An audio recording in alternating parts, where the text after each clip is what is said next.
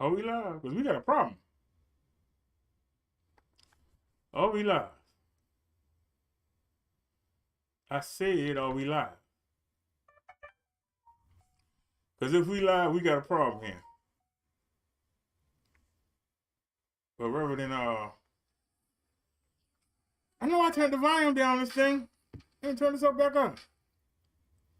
Ain't gonna give me that on commercial. Got me live streaming somebody commercial. I hit the skip commercial button 5 times. All right, y'all. I made a decision at the last minute. So give me 1 second here. Oh, yeah, I turned it off. Okay. Make sure I turned off the speaker. It's gonna interfere with the microphone.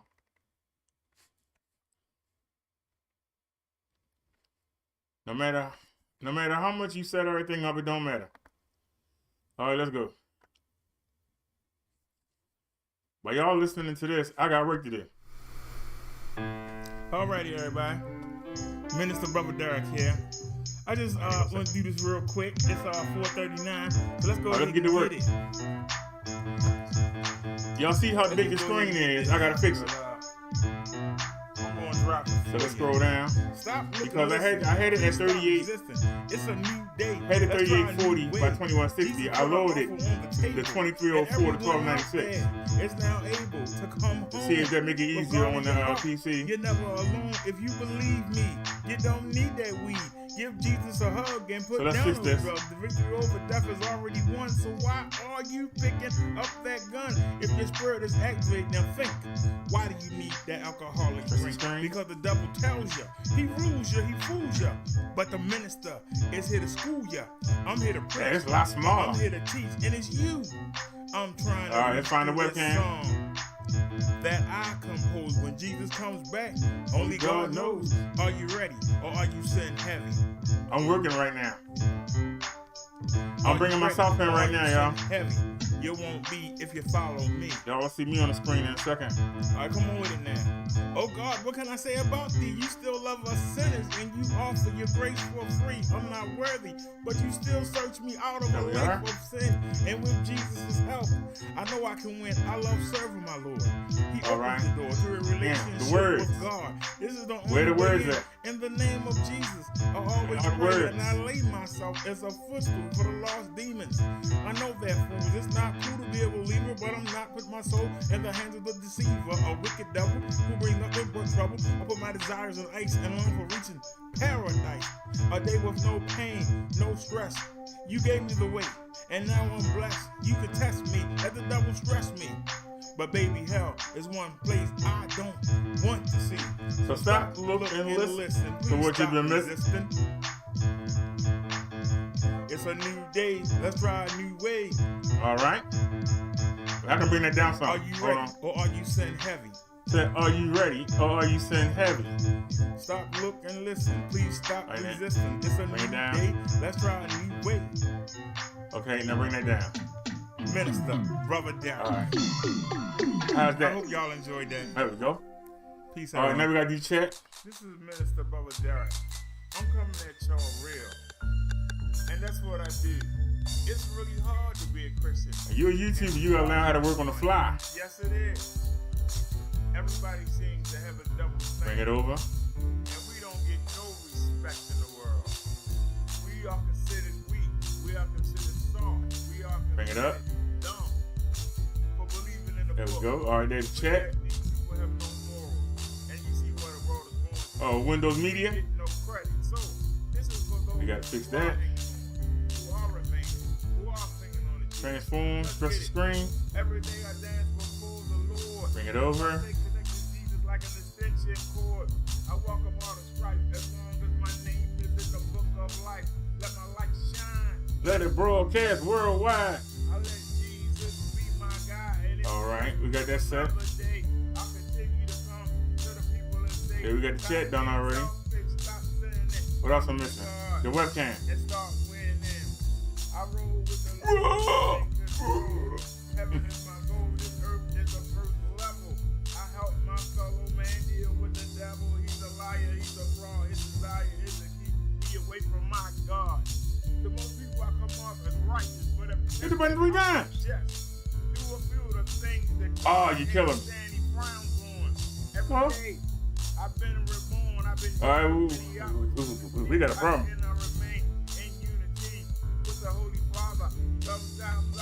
It's a work the Father. There it is. But it feels like I'm missing out. Most of the people that I meet who lie, steal and cheat, seem content, while Christians like me, our time is spent struggling. It should be the other way. Something's wrong. I'm not complaining, but how can you tell someone who's living it up to give it up when they're posting doing right is a headache? There's got to be a better road to take. You know, a middle ground between Jesus and Satan. I know who to follow. See, I'm not debating for what I'm waiting for. Satan is winning the battle, but God is winning. All right, move on up. Every image. Before the Lord, so I stay connected to Jesus like an extension cord. I welcome all the strife as long as my name is in the book of life. So let my light shine, let it broadcast worldwide. I let Jesus be my guide, and if He lets me live another day, I'll Slam on the button. to the people in the day. What are you doing? All right, take it out. Come to God and start Bring it back. I roll with the Lord who is in control. Getting to heaven is my goal. This earth is the first level. I help my fellow man deal with the devil. He's a liar, he's a fraud. His desire is to keep me away from my God. It's a struggle every day to stay on course. I'm behind the enemy line, so I use the word of God as my force, my resource. Becoming immune to the negativity that surrounds me. The devil has a bounty on my head. Sometimes I dread coming outdoors. I feel like I've been drafted for war. But it's okay, the devil can play his mind game. Oh, so you're working here. That's spiritually. As a matter of fact, well, I got a minute. Financially. But these things don't mean jack to me. I turn my back. We can go ahead and get that ready. It's not easy. It's in man, niggas to be greedy. So I don't want y'all to see that yet. Media source. Hey, don't make me laugh. A Buick or a Benz with a difference is all show. Cause both of these vehicles take me where I got to go. But if I cheat or steal, then I lose God's protection. For a house or a I don't know why it don't work the first time you do it. Direction of a sick demon whose goal is to own my soul. No thanks, I roll with the Lord who is in control. Every day I dance before the Lord, so I stay connected to Jesus like an extension cord. I welcome all the strife as long as my name is in the book of life. Let my light shine, let it broadcast worldwide. I let Jesus be my guide, and if He lets me live another day, I continue to come to the people and say, stop being selfish, stop sinning. Now, for all the people that say they don't believe, for all the people that say that they don't believe, let's get it. Welcome to the Minister Brother Derrick show. And then we had a base of 4K. You just saw how big everything was. I just brought it down. And that's the title of this from 3,840 going this way Jesus. to 2304. Went from 2160 this way. I brought it down to 1296. So we still above full definition. Don't let the devil deceive us. I love you, Jesus. Can't get enough. Hey. I love my Jesus. Well, people say to keep it real. But here's the deal. If you're not saved, you're missing out. If you're not born again, your future is in doubt. Your body wasn't made to last. When your time comes, it will be reduced to ash. Your flesh will rot, but your light will not. You know your soul will go on forever, so you better realize that you need God, or you will be surprised by the pain of a flame that never goes out. The pits of hell, where the heat swells up, there's no relief, not for a moment of peace. The agony and cries never cease, and someone in the background singing, burn, baby, burn. This isn't normal. Burn, baby, burn. I'm a walking inferno. But seriously, though, this will happen if Jesus come back and finds you napping. See, no one knows the time of day, But if you follow the word, it won't matter anyway. Because in heaven, no one will ever be sick or shed a tear. So in this realm, I show no fear. What you gonna do? Kill me? Make me a martyr? Give me a head start? Put me on the fast track? So keep macking, keep stacking, keep on shacking up. But get caught napping and the jig is up. And I just want to say, I love you, Jesus. Follow you wherever you lead us. I love you, Jesus. Don't let that devil deceive us. I love you, Jesus. If you think that witnessing to your neighbors is weird, think of foreign country with statues of idols are revered. Nations of people who don't know God, only mythical characters like a Palo, Battle, or Zod. Most Americans believe in one Lord, one superior being. Christians should be scorned of souls by the million, but we spend our time fulfilling the desires of our flesh. We won't give Jesus our best effort, but we ask for blessings that we don't deserve. And you wonder why our prayers are not heard. In church, you put down those you really admire. You know you have a desire to make that easy money. Drive the fancy car.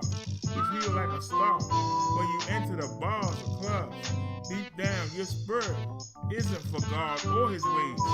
So why should anybody listen to a darn thing you say?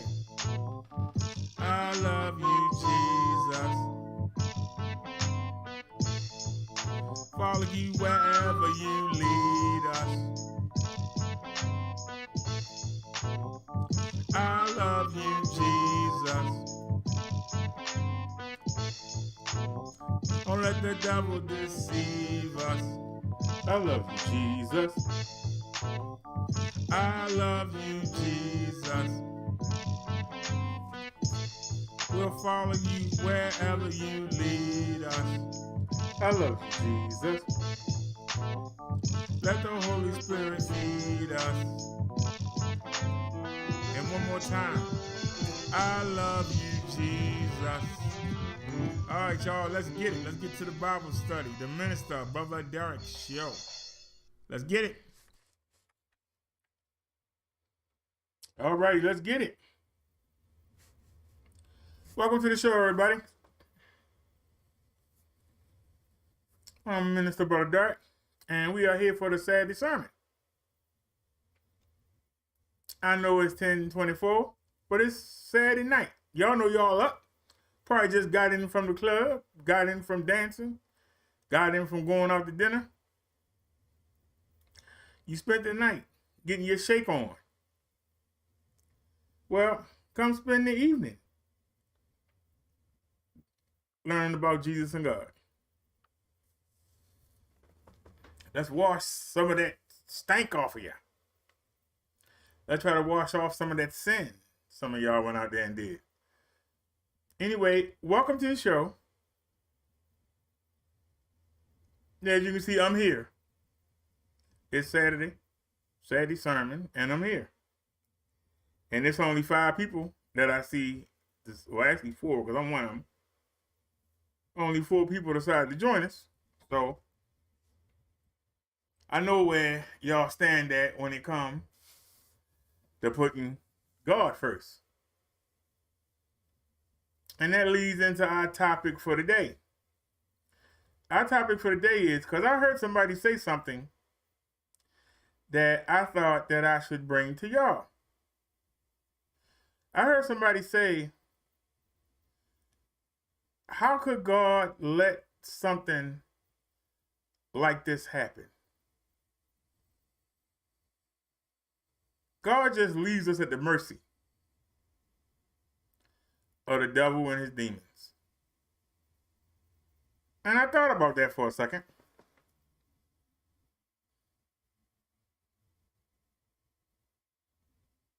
And so I decided to take a look.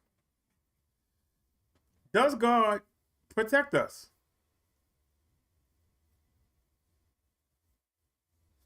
from the devil, his demons, and his demonic human beings.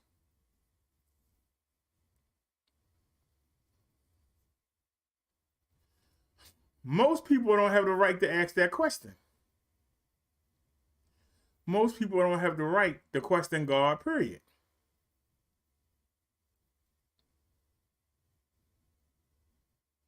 You won't follow his commands, and you don't give him a thought. Why is he obligated to follow you around and protect you? I ask the question again. You put him on the back burner. Everything else was more important. Why is he obligated to follow you around and protect you? Anybody want to answer that question? Anybody? Oh, look like we lost some people. Oh, well. If you put him last,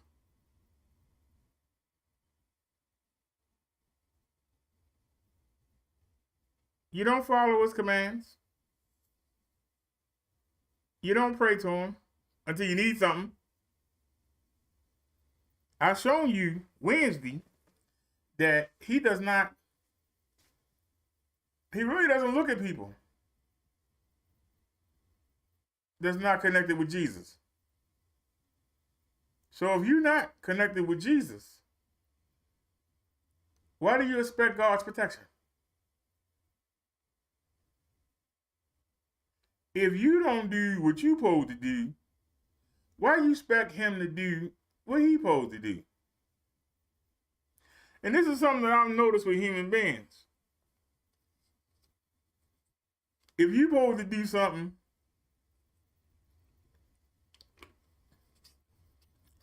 if you don't feel like doing it, you don't. But somebody else don't do what they supposed to do, you quick to call them on it.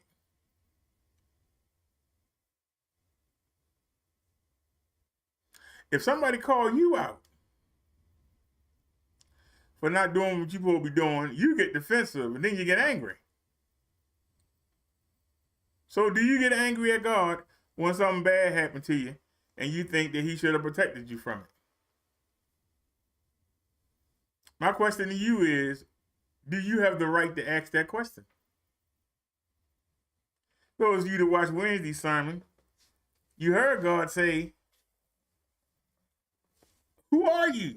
How dare you to recite my commandments? How dare you to claim you with me when I don't know you? Even though God knows each one of us.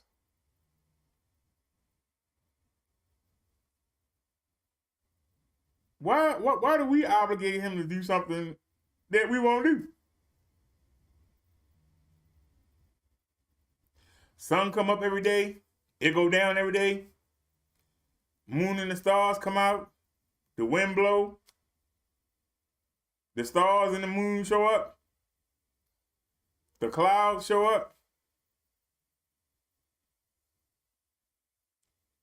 God makes sure that the sun shine on his people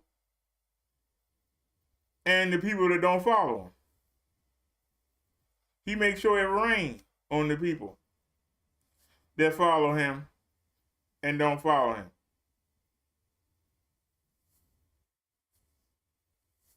You wake up every day. He don't forget that.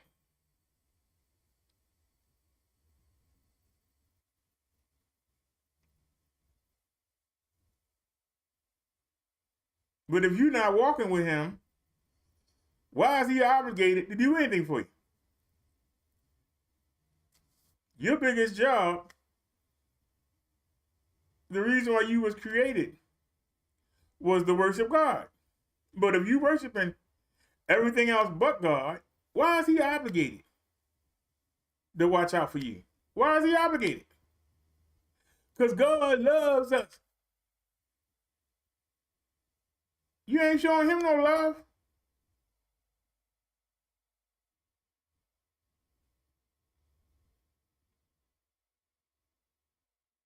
Why you expect somebody to do something that you won't do?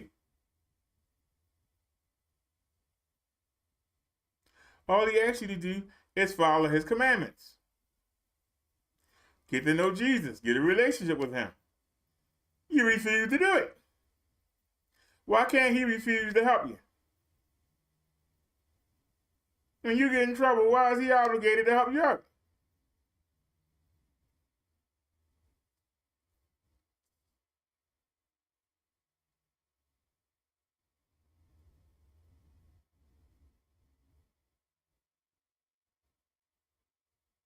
Fact of the matter is, God does intervene.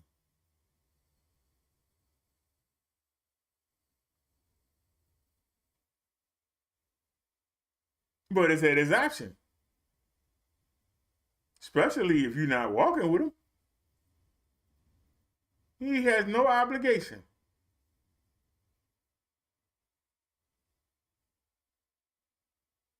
When Adam and Eve bit into that apple, they said poot on God.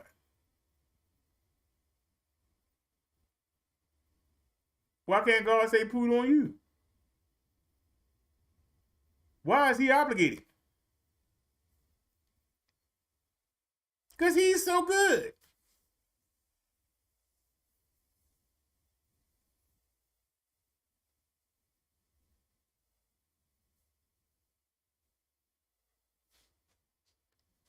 It's the same way. When a church is letting out and the hooligans or the homeless people come up and try and snatch somebody's purse or try to take somebody's wallet, if you fight back, oh, you ain't supposed to fight back. You're a Christian. You're supposed to just let me do whatever I want to do to you.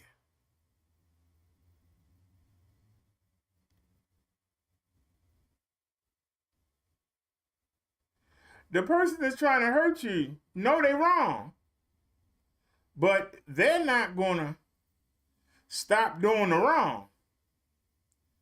But you're supposed to allow them to do the wrong.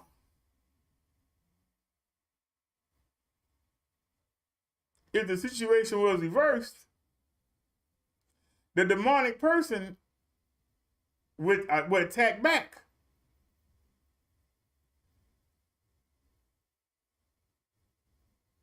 But they got you trained that in order to be considered holy, you must let the demons walk all over top of you. That's how you treat God. As long as ain't nothing wrong, you ain't thinking about it.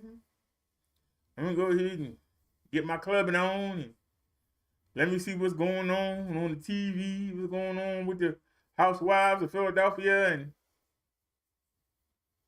what's going on the Twitch and the Twitter, and who on YouTube roasting each other. You ain't giving God a thought. All he asks you to do was have a connection with him. You won't do it. But when you get in trouble, he's supposed to be there. So he's supposed to do, but you won't do. What kind of relationship is that? So how do you expect, if you keep telling God through your mouth and your actions that you don't need him, when you get in trouble, why do you call him? Why do you call his name?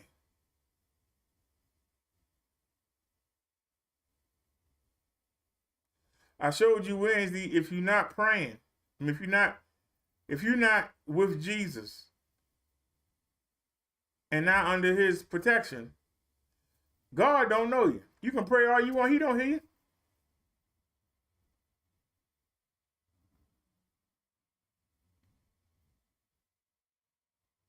So who you praying to when you do get in trouble? As long as everything good, you ain't giving them a thought.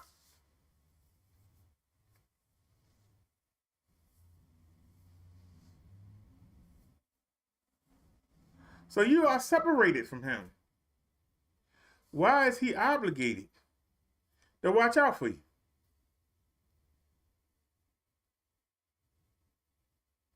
I'm not going to say that's not some of you that he might have his eye on to think that you can be brought into the family.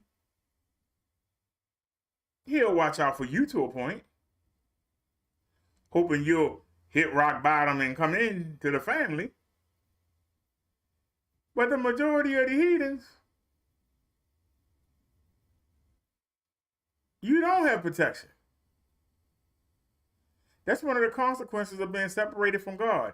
You don't have the protection. Stop trying to make God to be out of food. But that's what a lot of ministers, preachers, and priests tell you.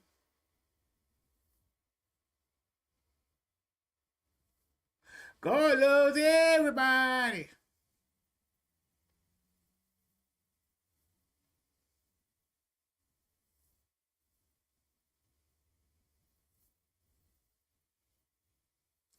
How long you think he gonna let you make a fool out of him?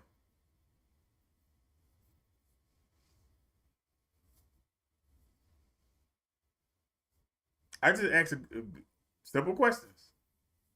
How many times do you think you can make a fool out of God? He come right back.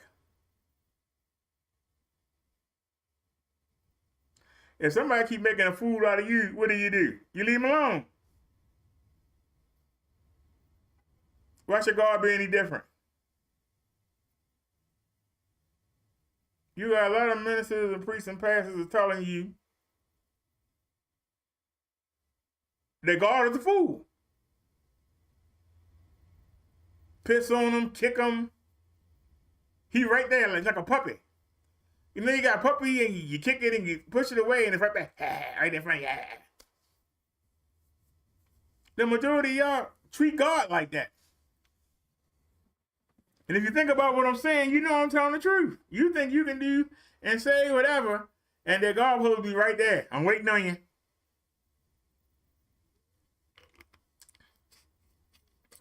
Billion people on the planet. But you so vain, you think God's sitting there waiting on you.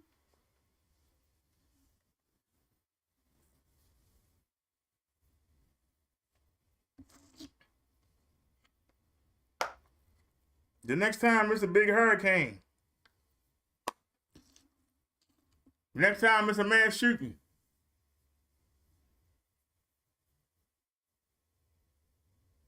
Don't sit there and ask, why didn't God stop that? The majority of the people that's involved in that ain't connected to God.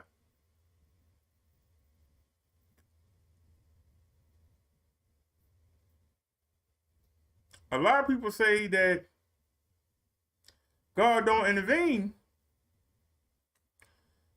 Most plane crashes, they're all survivors. Ocean liners go down, they're all some survivors.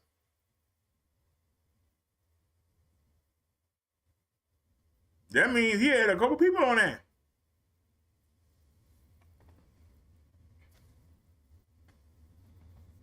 That he thought was worth saving.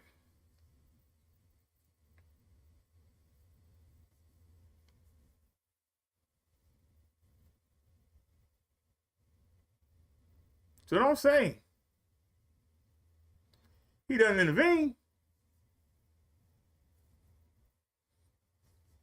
Did nobody tell you to get on no airplane? You chose to do that.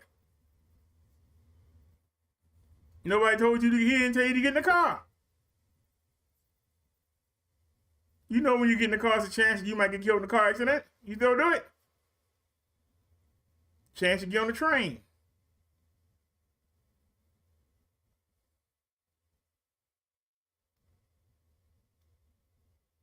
When we go to war, there's a chance people gonna get killed. We know this. We do it anyway. Right? So we know before we do this, there's a chance this can happen. When something do happen, why you blame it on God?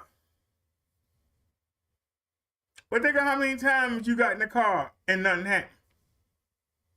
How many times you been on the airplane and nothing happened?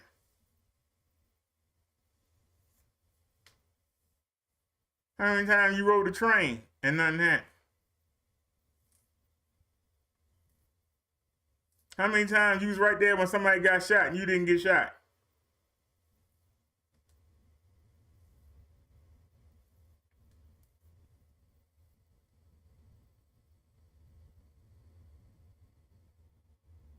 If you're not walking with Jesus and God, why are they obligated to help you? Why are they obligated to look out for you? Shouldn't they be taking care of their people?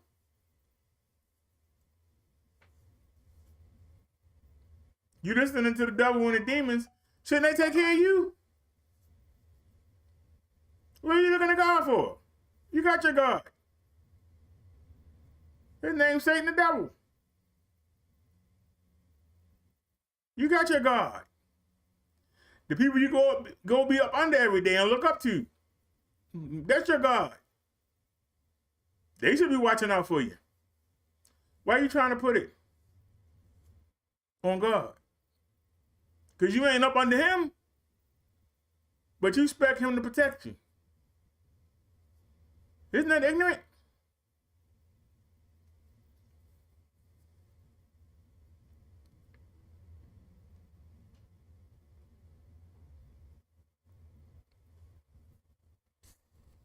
We're looking at different things today. Let's go to our first article.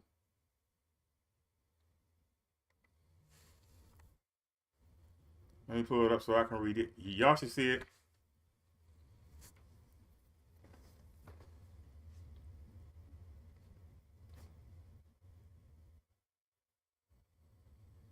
Because our topic today is,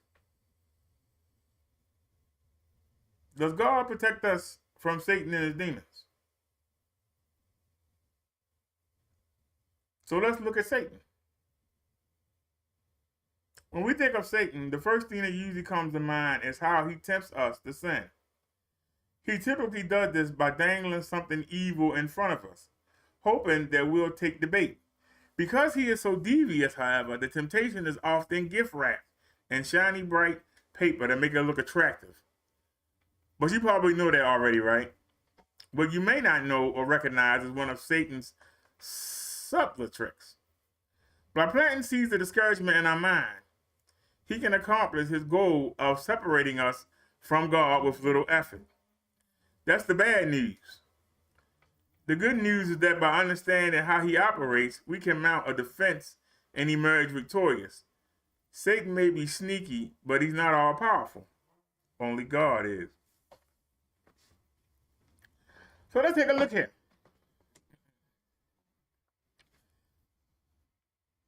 We know that sin is something God can't stand. The fastest way to break the connection between man and God is to sin. The devil knows this. Way back in the garden, he tried to kill Adam and Eve.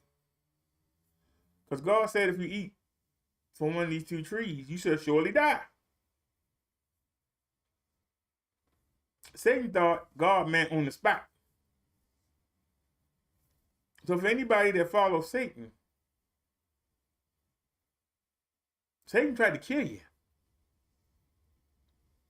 Want y'all understand that?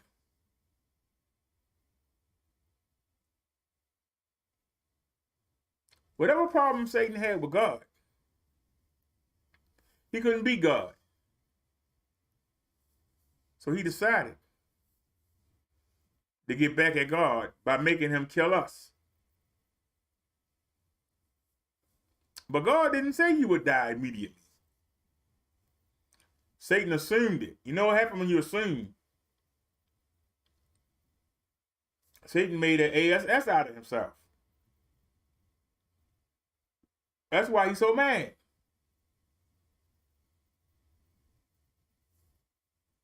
But he wants to keep us disconnected from God.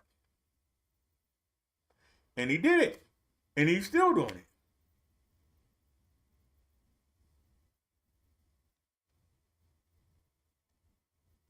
But by using seeds of discouragement in your mind, he can accomplish his goal of separating us from God with little effort. Now you see how this is tying in. Those of you who are saying, where is Mr. Brotha Derrick going? Now you see where I'm going. By planting seeds of discouragement in our mind. Like, why didn't God stop this? How did God let this happen? There ain't no God, because the real God won't let this happen. Why are these bad things always happening to me? I don't need this religion crap. It ain't getting me nowhere. Everybody else is out there having fun, and I'm sitting here doing this stuff. No. I'm being the goody two-shoes, and I ain't getting nothing for it. This is what the devil tell you in your mind. Because the devil don't care what you do. As long as you separated from God. He don't care what you do. He don't care if you go to church. He don't care if you walk around with your little Bible. He don't care what you do. As long as you separate from God. God knows this. That's why he sent Jesus to come down here and fix the mess that Adam, Eve, and the devil made. By Jesus coming down and taking Adam's place,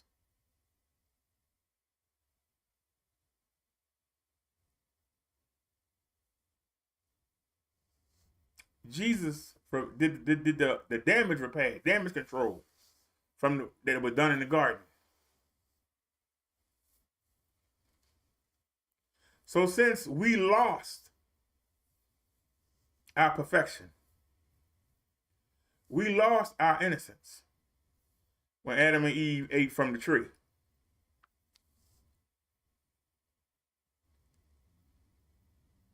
But Jesus was sent down.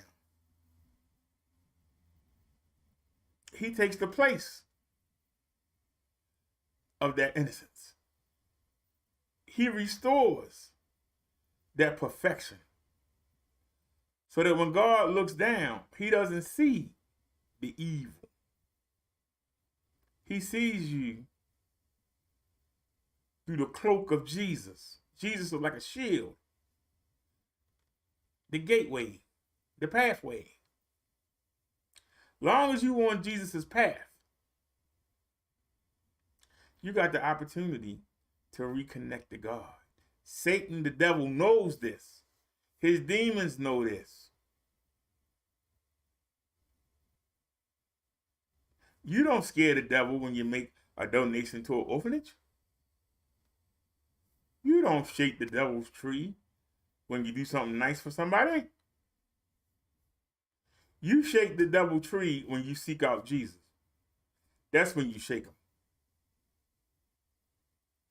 That's when the bad things start to happen to you. Anything him and his demons can do to distract you, to keep you from making that connection, he will do.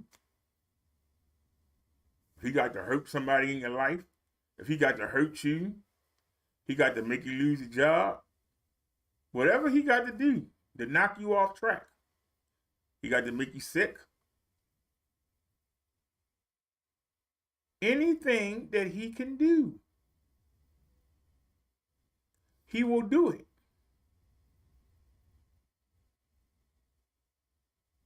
See, the devil got you thinking, one, he don't exist, or two, that you can beat him by yourself. You can't. You can't.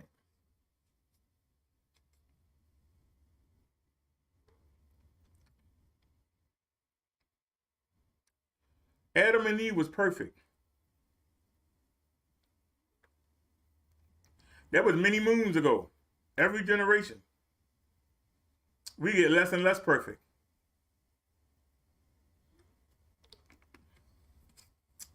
Adam and Eve was perfect, and yet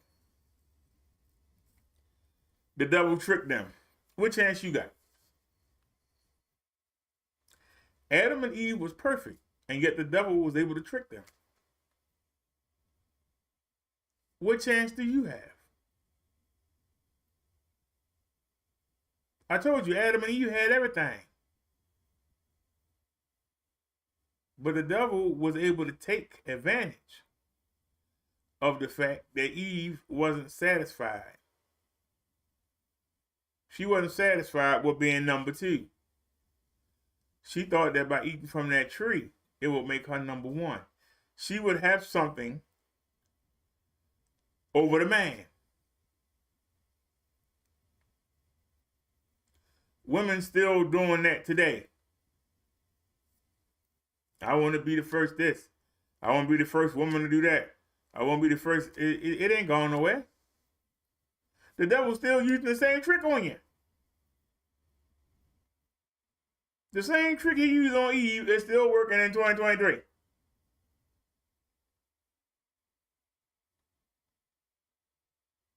Those of you that are wise enough to listen to me, I'm telling you this. And you still will go out tomorrow and let the devil trick you again.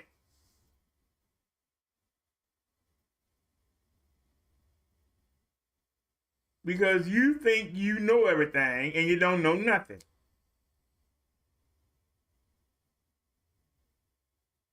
And the devil knows this. And his demons know this. And his demonic people know this. And they're able to keep tricking you.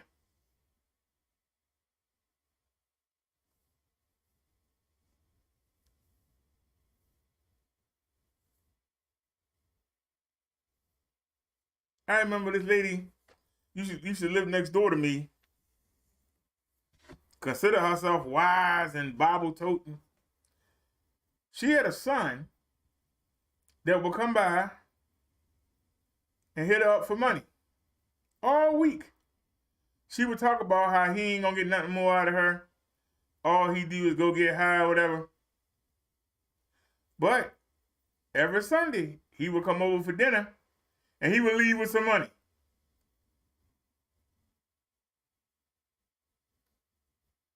How?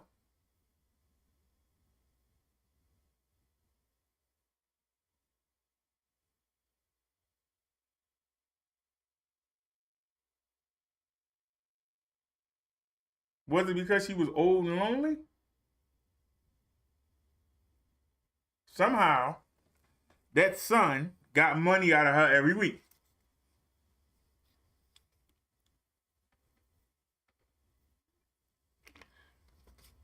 Nobody on the block wanted to talk to her because all she talked about was how sorry her son was and how she wasn't going to give him no money. Yet the son would come by and the son would get money out of her every week.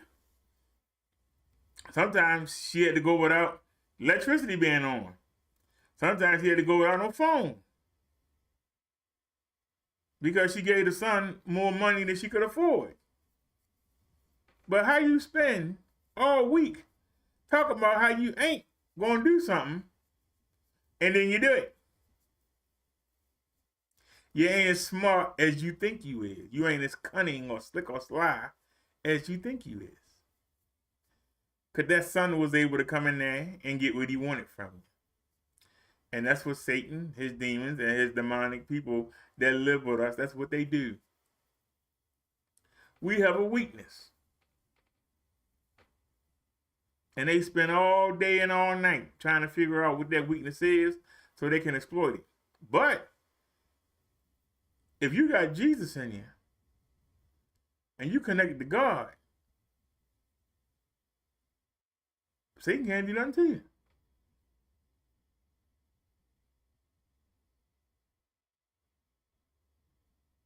And what he can do to you,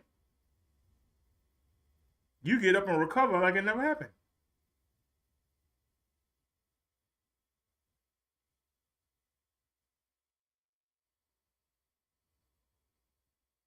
By planting seeds of discouragement or constantly telling you, God ain't paying you no mind. He don't do nothing for you. Your life ain't getting no better. Following him, why are you wasting your time? And you start to listen to it. I told you the worst thing you can do for evil is to give evil an audience. The minute you give evil an audience, you lost. The minute you let evil come in and start getting in your mind, the minute you let some half-dead come get in your face and stay there, you're going to pick up their rhetoric. You're going to pick up their lifestyle. You're going to pick up their ways. You know, when I watch the scam baiting videos, especially that guy, Top Cow Media, whatever that show called, I find myself walking away to the kitchen to cook, or find myself walking to the bathroom, and I'd be going like, Terlinge, your mother chode, hey, Gondo. I don't talk like that. But because I sit here and I watch this guy, I'm picking up the lingo. I know what a lund is, I know what a shoot is, I know what a chudia is, a mother toad, mother chode, ben chode. A year ago, I wouldn't have known what none of these words meant. But because I'm sitting there watching it, I'm picking up the lingo. When you let evil sit around you, you pick up evil tendencies. If you are not connected to God through Jesus, you don't have a defense. When I see the devil trying to do something, or his demons trying to do something to me, I tell him to go jump in the lake and mean it. When the voices in my head say, hey, why don't you throw that cat over the balcony? Like what? Yeah, throw the cat over the balcony. Why the hell would you tell me to do something stupid like that? Take that to Jesus. I'm not going to deal with it.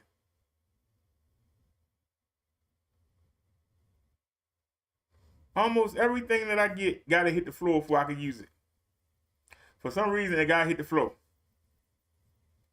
Y'all know from the Bible that the dust is the lowest thing on the totem pole. So since I'm a follower of Jesus and God, every time I get something, the devil got to make sure it hit the ground. Remember, we were made from dust, right?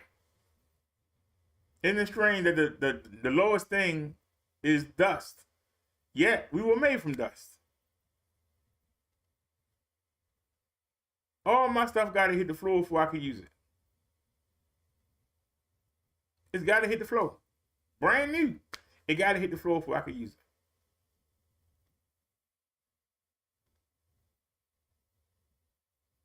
I take my time with it, set everything up. It's still going to hit the floor.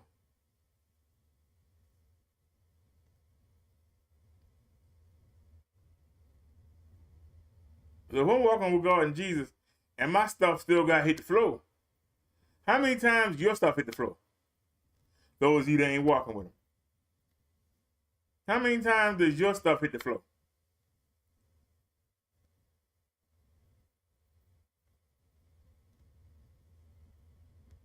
Now, Jesus said that anything that you take into your body comes out of the body.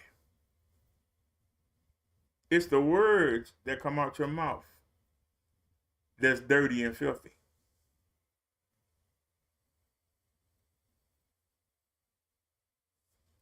Everybody talks about Mary Magdalene breaking the perfume over Jesus' feet and washing them with her hair. She didn't wash his shins. She didn't wash his kneecaps. She didn't wash his thighs. She didn't wash his groin. She didn't wash his chest, his underarms. She didn't wash his head. What did she wash? She washed his feet. Nowhere in the Bible does it say anything about anybody stinking. They were over there, most of them were living in the desert. They were lucky to get some damn good water. You think anybody cared or even noticed that somebody's underarms was humming? They were concerned about the dust on their feet because they wore sandals. And dust was considered the lowest thing. So once again, since the devil couldn't be God, he went after Adam and Eve, his prized possessions. If the devil can't get you, he's going to go after anything that you treasure and make sure it hit the ground. Make sure it break. Keep damaging stuff so you stay busy. So you stay busy, you got less time to do what? To be connected to God. And that's what he wants. Whether by having your children go crazy and you got to deal with that. You getting bullied, you got to deal with that. Had problems on the job. Now you walking with Jesus and God. Now all of a sudden, everybody loves you on the job. Now everybody can't stand you. Anything to keep you busy. These are tricks that the devil and his demons use. The only defense, because see, we try to think we can do it on our own. A lot of people that's addicted to drugs, they think they can do it on their own. A lot of people addicted to alcohol, they think they can do it on their own. A lot of people addicted to shoplifting, gambling. A lot of people addicted to having sex with a different person every week. They think that they can stop on their own. You only as good as your will. You only as good as your will.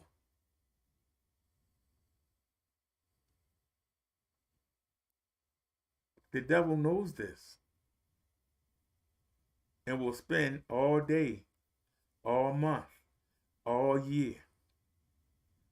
Doesn't care how long it takes him to break down your will. And if you ain't trying to follow the will of God, it's going to break. Might happen 2 days, 5 days, a month, 6 months, a year. I know somebody that went without a cigarette for 5 years. Their mother died. They were back to smoking. 5 years clean. I know a woman whose child died. She used to be in the rehab. She got herself clean. Got herself a job. Nice place. Got her children back.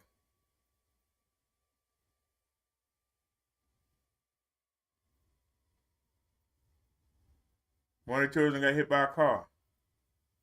She lost her other child, lost a job, lost a place, and back on the street.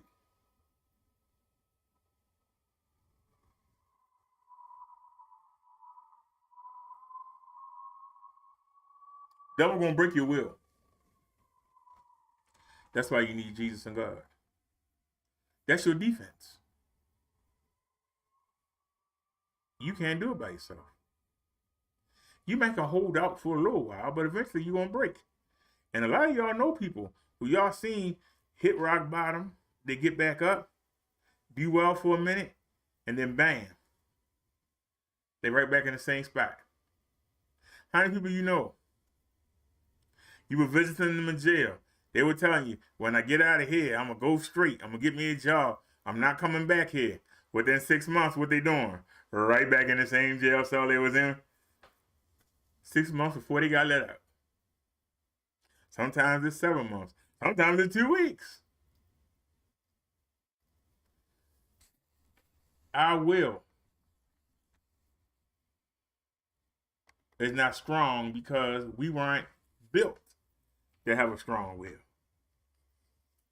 We weren't built to be alone.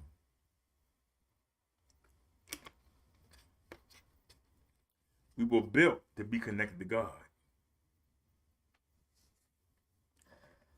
Let's continue on. The first thing we must accept is that the devil is real and is out to get us. In his first letter, St. Peter makes this crystal clear. Be sober and vigilant. Your opponent, the devil, is prowling around like a roaring lion looking for someone to devour. We came across this passage before. What does it mean to be sober and vigilant? It means stop worrying about partying all the daggone time. It means stop worrying about gossiping and being in everybody's business and worry about your own, so that you can be ready when the devil attacks. Because see, when you off on everybody else's business and not handling your own, you open. When you claiming that you walking with Jesus and God and yet your actions show you ain't, the devil and demons waiting for you. They waiting for you. And all of a sudden things start happening. The things happen in the weekend. See that? Jesus and God ain't with you. Look at the stuff happening to you. Look at it. You worse off than when you came and brought Jesus in. In reality, you're not worse off, but he keep telling you is. And eventually you start believing it. Eventually you start believing. You got to realize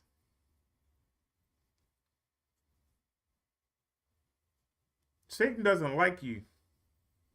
He doesn't respect you. He doesn't care about you. He doesn't care about himself. So you can't be his friend. You can't be cool with him.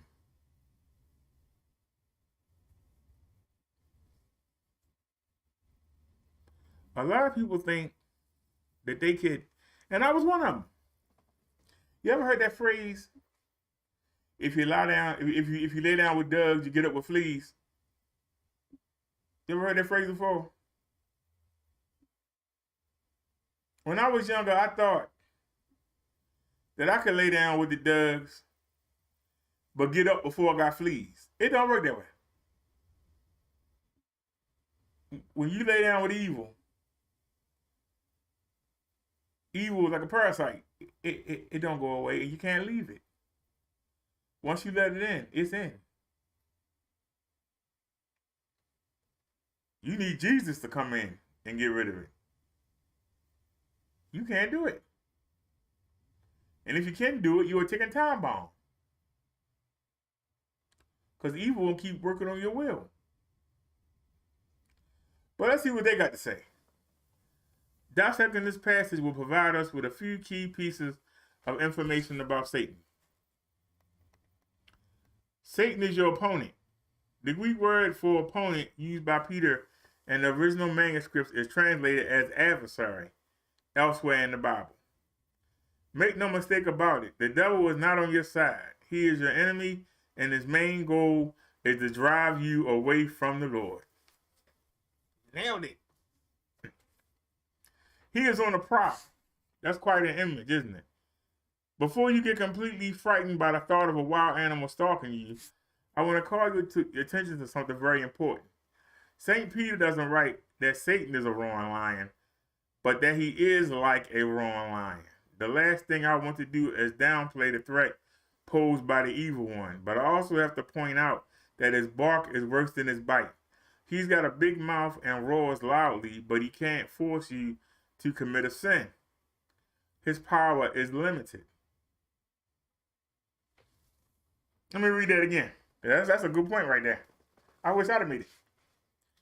Satan's got a big mouth and he roars loudly, but he can't force you to commit a sin. Therefore, his power is limited. Which is basically what I just told you. He weakens you physically and mentally until you feel you don't have a choice but to do that sin. I told you that his power was limited. That he can't even help himself from being in the lake of fire. What could he do for you? You realize that the beast,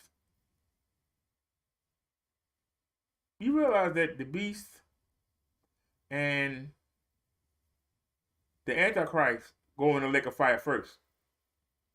Satan gets put basically in a hole, chained up for 1,000 years. Then he gets let out. Jesus and his 144,000 rule for 1,000 years. Then the devil is released. And this is the final test. Because even though you got Jesus and the 144,000 assisting him, a third of the people are still going to line up with the devil for the final battle. Let that marinate for a minute.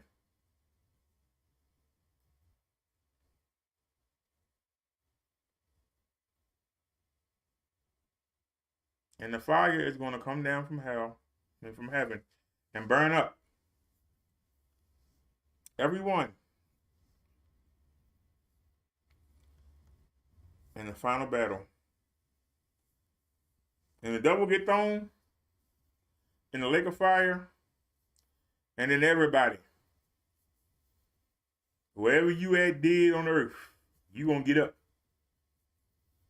And you're going to reunite with your body, wherever it was. In the ocean, in the volcano, in the sea, wherever your body was. Out the cemetery, everybody going to line up. And then you all go in right behind the devil. And you get to watch your pastor and your reverend and your mom and your dad. You get to watch everybody go in before you do. So the devil knows this, and he's still doing what he's doing. You would say, somebody with common sense would say, hey, let me go home. I'm coming home, daddy. But just like a dumb teenager that would rather be used by the streets than follow the rules of their parents, the devil would rather do all this stuff rather than come home. How can you respect him? How can you respect him? He watched you get made out of dust, and he think you ain't worth nothing. But he can't procreate. He ain't got no choice.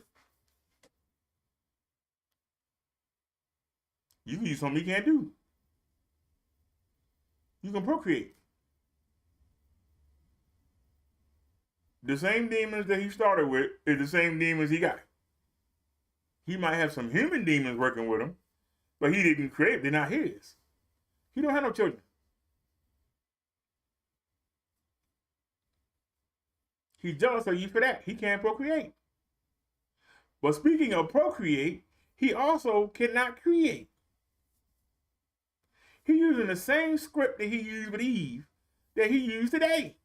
The sad part is it still works. That makes us look stupid. The fact that it still works. He can't create anything. Even the things that you see when you walk outside today. The devil didn't create crack. He didn't create heroin. He didn't create satanic rock and roll. He didn't create hip hop. He was in the mind of people that did do it, but he didn't create anything.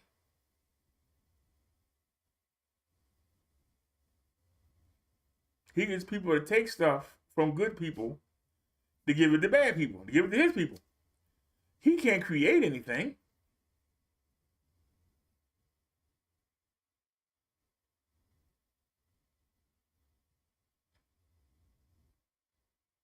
He looks down on you, but he's jealous of you at the same time. Adam and Eve didn't have to do anything. I believe that Satan was supposed to come down here and train them. He said, no.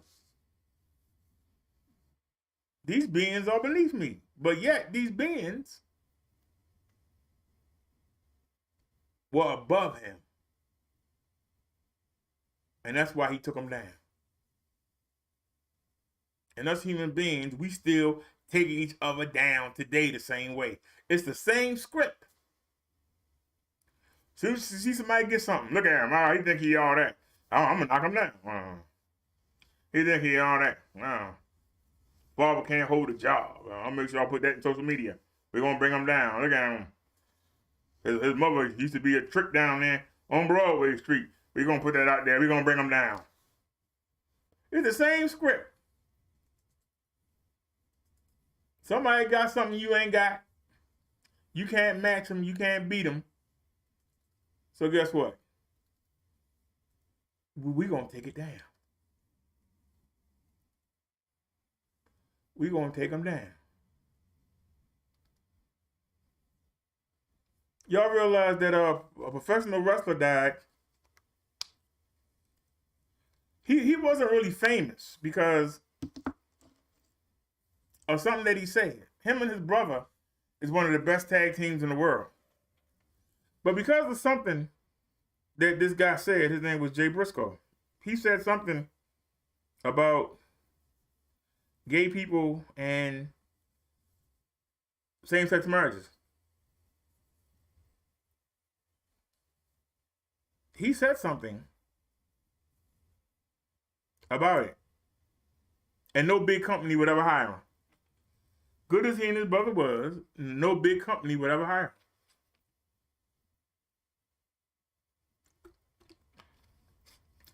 They were trapped on the independent scene. Because every time somebody would try to hire him, the LGBT community will come and cause a fuss. He was a young man when he tweeted what he tweeted. And he apologized for it constantly, but don't matter. What he said got the ire of the community.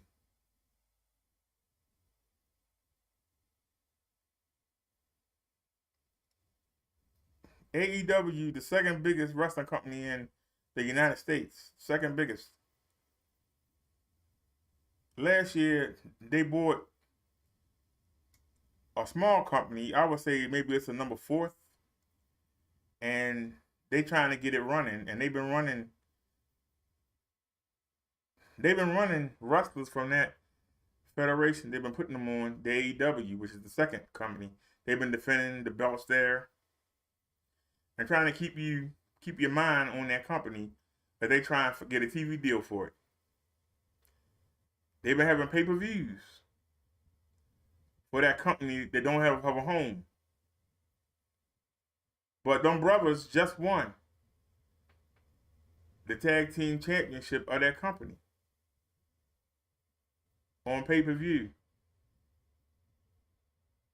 last month. You know that Warner Brothers Media wouldn't let them do a tribute to the brother that got killed. He got killed in a car accident. A lady jumped over the yellow line and killed him. He had his 2 daughters in the back seat, and they're in the hospital fighting for their lives. Warner Brothers Media, which TBS is owned by, would not let them do a tribute to him.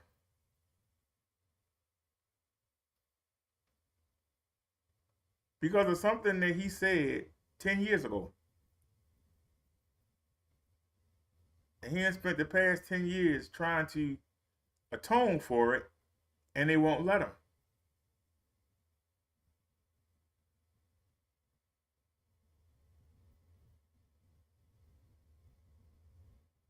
But the fact that the show couldn't do a tribute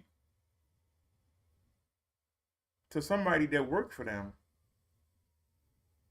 because of something that he said 10 years ago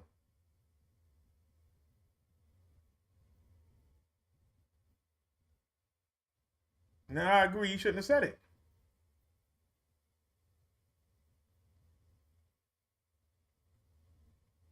But the fact that they could hold a grudge that long, to the point that a multi-million dollar, multi-billion dollar media conglomeration, because that was the one thing that the owner of, he owns both of the companies. He couldn't put them on his big company to promote them. They wouldn't let him.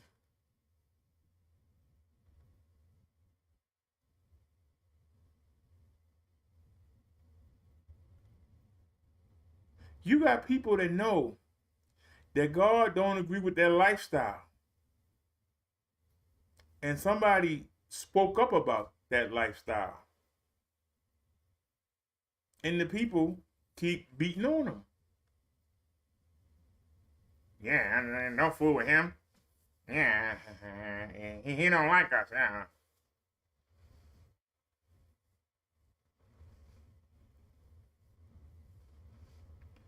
The man did charitable stuff. Didn't matter. Man was never allowed to be the star he should have been. He should have been in WWE. They should have been wrestling the Usos. Instead, they wrestling in gymnasiums. They wrestling in bingo halls.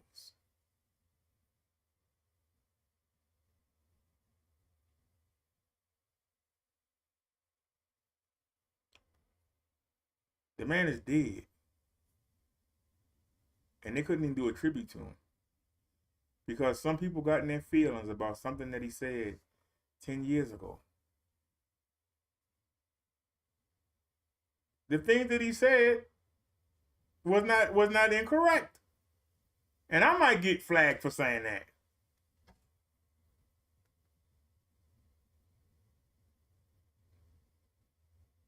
But the one thing Jay Briscoe didn't have, that I do have, I know that you cannot like the behavior, but you shouldn't judge the person. You should still love the person. You should still be tolerant.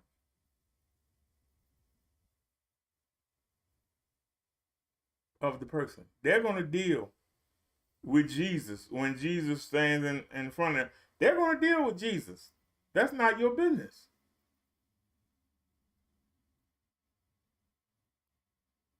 When you spend your time trying to hunt somebody down for calling you out for doing something that you know God hates, that's evil.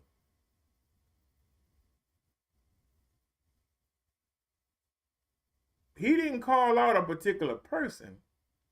He called out a lifestyle. There's a difference. If he'd have called out a particular person, he called out a lifestyle that is not condoned by God. Now, if you want to engage in that lifestyle, that's your business.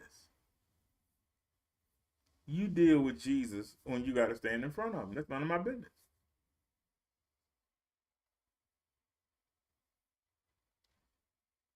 That's none of my business.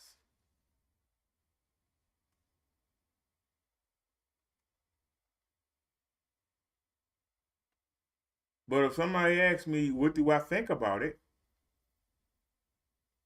And I tell them what God says, for you to go on a campaign for 10 years to try to hold somebody down for saying something that's not a lie, but you don't like it, that's evil.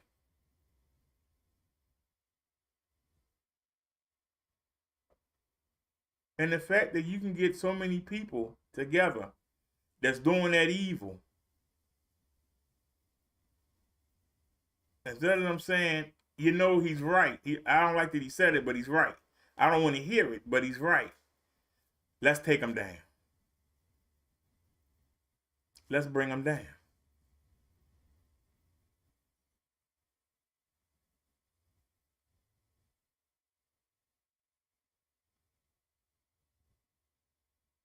And if you get on the bandwagon and you go after somebody who has the courage to say what they believe and you crucify them for it, you working for the devil. And you can't fix that. You can talk to me all day. I'll listen and tell you sound stupid. Keep that crap on the down low and deal with Jesus when you see him. But don't come throw it in our faces. We don't want to see that. You gonna make us. That's what evil does. You let it in and it tries to make you accept and deal with what it's trying to bring in. And if you don't, that's when the conceit, that's when the deceiving, and then that's when the violence comes in. That's when it comes in. Because if you don't accept it, it becomes afraid and it strikes. And it strikes hard and it don't let up.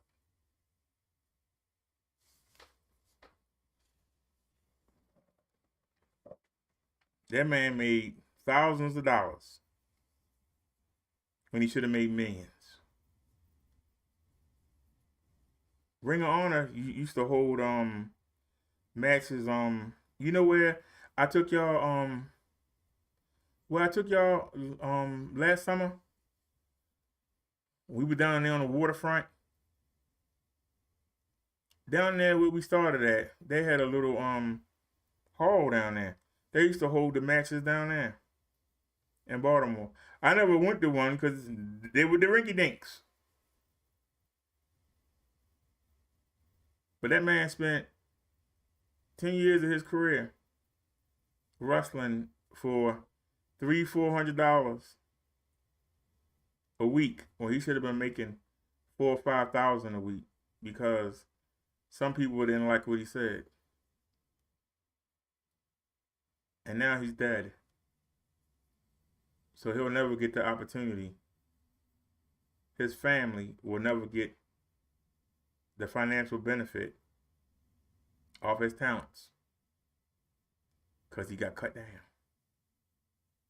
So now, what do you think has happened in the past 10 years? People are afraid to speak out. Why? They don't want their careers to get shut down. How can you run for office if you say something? How can you do anything? They'll come right down there and make a whole bunch of noise, and the people say, hey, we got to let you go. Rather than deal with all this bad publicity, we rather just let you go. Have a nice one. It would have been a nice relationship, but we ain't dealing with this. We got to let you go. See ya.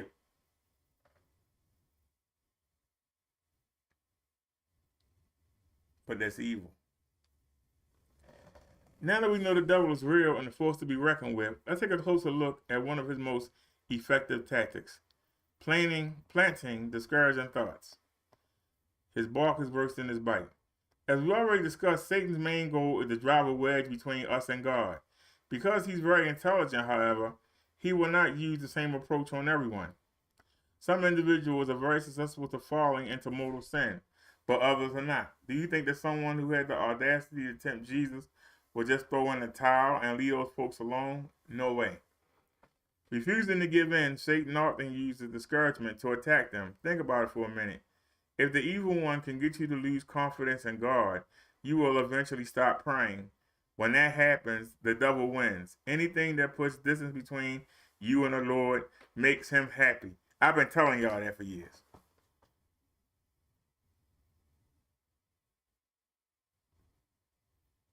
Refusing to give in, Satan often uses discouragement to attack them. Think about it for a minute. If the evil one can get you to lose confidence in God, you will eventually stop praying. When that happens, the devil wins. Anything that puts distance between you and the Lord makes him happy.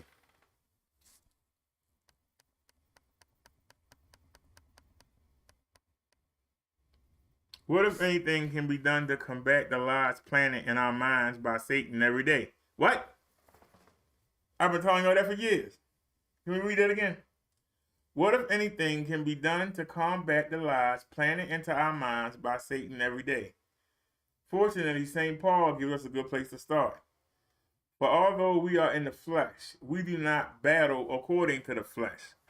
For the weapons of our battle are not of flesh, but are enormously powerful, capable of destroying fortresses. We destroy arguments and every pretension raising itself against the knowledge of God, and take every thought captive in obedience to Christ. 2 Corinthians. Although we are in the flesh, we do not battle according to the flesh.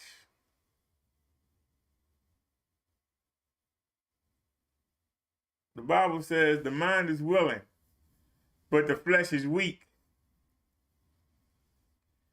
That's why I say you're only good as your will.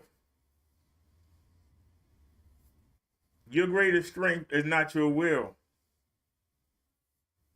Your greatest strength is taking advantage of the grace that God gave you through Jesus. With Jesus in you, you turn the battle over to him. Because remember, the devil tried to tempt Jesus and he couldn't do it. That's why when I get an evil thought, I tell that thought, take it to Jesus. I know the devil can't beat Jesus. Why am I going to try and fight the devil? I'm of the flesh.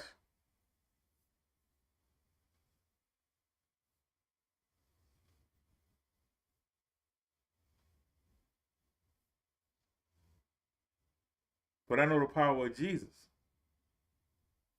I turn it over to him.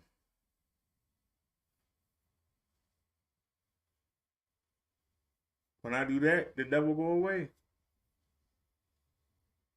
But he come back because he don't give up. I tell him again, take it to Jesus. I see you trying to frustrate me. I don't have the skills to fight you. Take it to Jesus.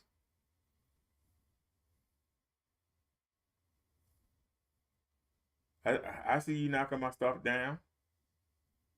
I'll pick it up and clean it and use it. I see you breaking my stuff. I'll repair it or buy another one. So see, I can create. As you put the roadblocks in front of me, I can do something you can't do. I can create.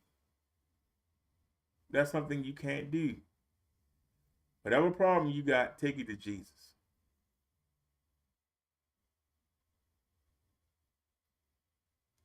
I'm not going to try and battle you. I'm of the flesh. Go battle my Lord and Savior. I turn the reins over to him. You battle him. You can't beat him.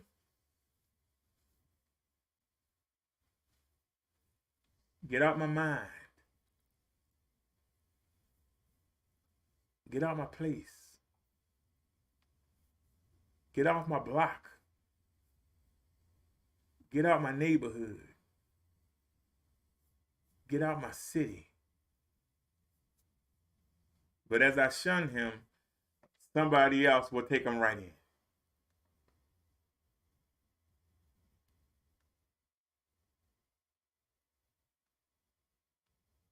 For every person like me to give him a kick in the butt, he ain't got to go far to get somebody to open him with open arms. And he'll regroup and come back.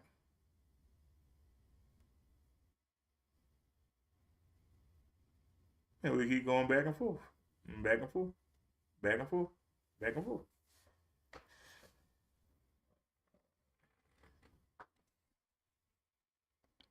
By taking these discouraging thoughts captive and turning them over to Christ, we can stop the enemy in his tracks.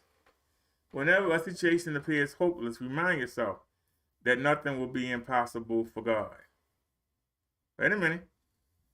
By taking these discouraging thoughts captive and turning them over to Christ, we can stop the enemy in his tracks. I just said that. I like to test the spirit and go ahead and see if it match up. I get a kick out of that. I hope y'all get a kick out of it. When you begin to doubt the effectiveness of prayer, call to mind how Jesus healed the woman who hemorrhaged for 12 years and how he raised Lazarus from the dead. Revisit the parable of the unjust judge and recall a message about praying without losing heart. The lies of the devil are no match for the truth of Jesus Christ. The lies of the devil are no match for the truth of Jesus Christ.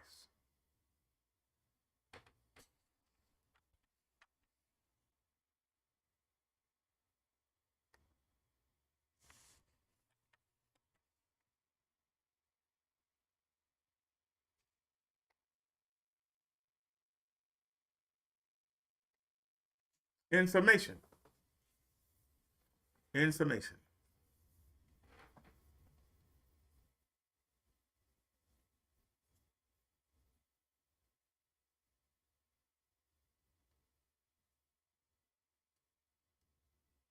devil don't have a hold over you unless you give it to him.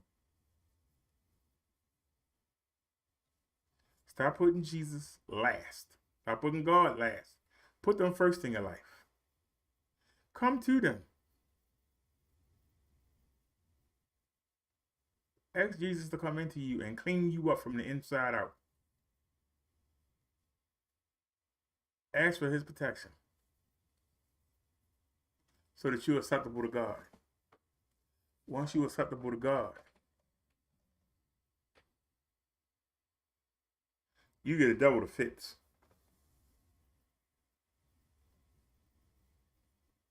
But instead of worrying about him and worrying about the people around you, worry about getting that connection and make it solid. Make it unbreakable. When you do that, you got it made. I'm Minister Brother Derrick. There ain't no questions or comments, so I will see y'all next time. Hope y'all enjoyed the sermon. Take it easy. For those of you that might be up, we might go for a bike ride this morning. It's Sunday morning. I might get out. Maybe leave the house like 5:30 in the morning. 5:30, 6 o'clock. And we'll hit the store and then hit the market. Try and hit it early. You know, it's Sunday. Hopefully most people drunk and passed out. So we should be able to go and get in and get out. So y'all have a great night. And I will see y'all tomorrow. Some point tomorrow I'll be live, so be looking for me. Hope y'all enjoyed the sermon. Peace, and we out. It's almost 12 o'clock.